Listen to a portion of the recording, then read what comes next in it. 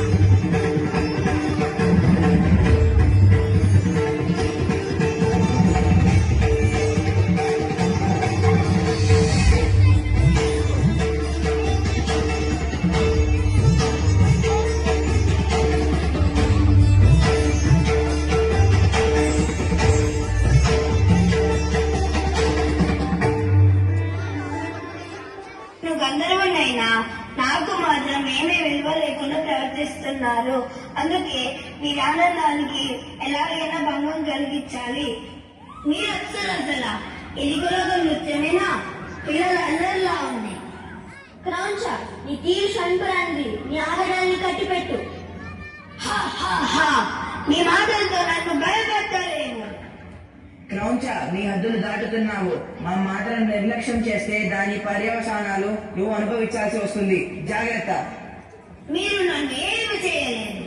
నువ్వు చేసిన తప్పుకి ఇదే నా శాపం. నువ్వు వెంటనే ఎరుపుగా మారి భూలోకానికి చేరుగాక.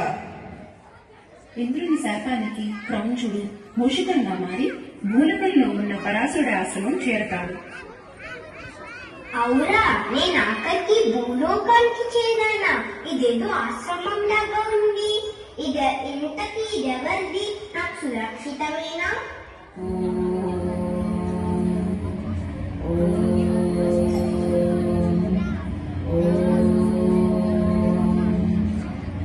ఓహో, ఇది పరాశుని ఆశ్రమమా? అయితే నాకు ఆహారంకి సమస్య లేదు. అక్కడ ఉన్న ధాన్యం గింజలు, యజ్ఞకృతులను, వస్త్రాలను కొరుకుతూ వాటిని నాశనం చేయడం మొదలు పెడతాడు. క్రౌంచ, నువ్వు మూషికంగా మారాక కూడా నీ బుద్ధి మారలేదు. నారాయణ నారాయణ, ఏమిటి పరాశురా? ఏదో దీర్ఘాలోచనలో ఉండి ఆందోళన చెందుతున్నావు. అవును నారదా, క్రౌంచుడి ఇంద్రుని శాపంతో మూషికంగా మారి మా ఆశ్రమానికి చేరి మా దగ్గర వస్తువులను నాశనం చేస్తున్నాడు. ఎన్ని ప్రయత్నాలు చేసినా ఆ మూషికాన్ని వదిలించుకోలేకపోతున్నాము. మీరే తరుణోపాయం సూచించండి. అర్థమైంది మీ ఆవేదన.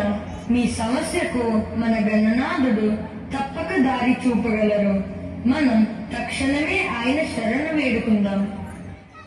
నారదుడు, పరాశరుడు, ఇతర మునులు సహాయం కొరకు వినాయకుని చేరుకుంటారు.